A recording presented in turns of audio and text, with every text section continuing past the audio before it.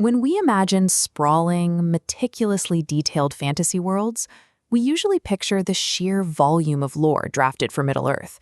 We think of encyclopedias of mythical creatures designed by a single author.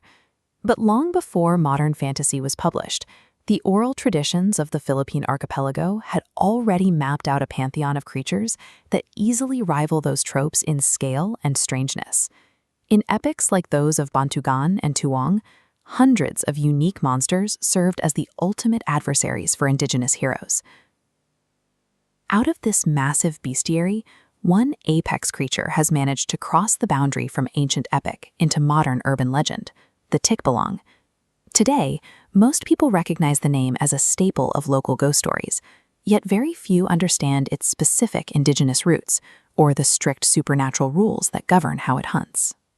The Tikbalang serves as a practical survival guide to the pre-colonial Philippine wilderness, teaching travelers the rules of a landscape where the environment itself was an adversary.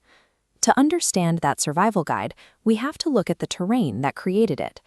Across the deep forests and varied geography of the archipelago, stretching from the animist beliefs of Mindanao up to the Tagalog regions, the environment dictated the shape of the folklore. The Tikbalang is defined by a physique designed to intimidate.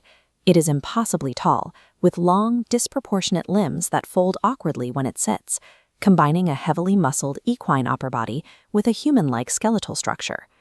The epic of Indarapatra and Sulaiman provides a framework for analyzing these beasts. In that text, monsters are direct representations of natural hazards, like tidal surges, landslides, or severe typhoons. If we apply that same framework here, its anatomy begins to make sense.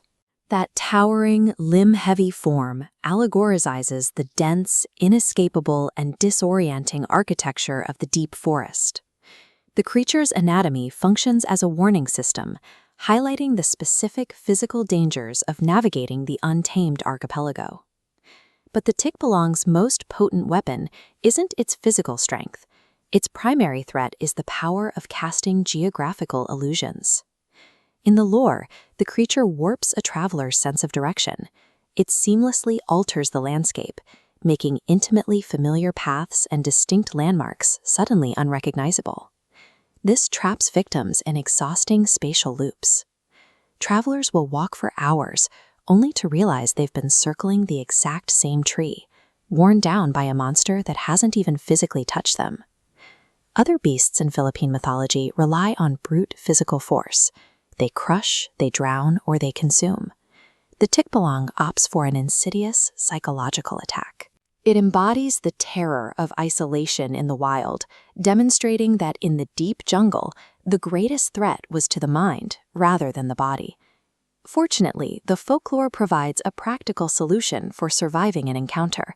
To break the Tikbalang's illusion, a traveler simply needs to take off their shirt and wear it inside out. This ritual is based on the logic of disruption. By reversing the normal order of a human garment, the traveler creates a physical inversion that forces the creature's manipulation of reality to break. This countermeasure belongs to a broader pre-colonial system of spiritual defense known as the anting-anting, a complex tradition of using amulets, charms, and rituals to secure personal protection. Early communities developed these methodical countermeasures to maintain human agency when facing overwhelming supernatural odds. The creature's specific weaknesses reflect a cultural belief that human ingenuity and spiritual preparedness can overcome the chaos of nature. Preserving the precise details of these creatures eventually required a massive anthropological effort. In the mid-1950s, researchers like E. Arsenio Manuel conducted dedicated fieldwork to document these stories. These anthropologists sat with tribal storytellers to meticulously record full oral epics. They were working to capture this knowledge before rapid industrialization and cultural shifts could erase it. That mid-century fieldwork laid the foundation for modern digital archives, transforming highly localized tribal stories into a protected national heritage. The Tikbalang remains a living oral tradition, bridging modern Philippine society with its animist roots. The creature stands as a permanent mythological mirror. When early Filipinos looked deep into the dark of the forest, The Tikbalang was the untamed nature of their homeland staring back.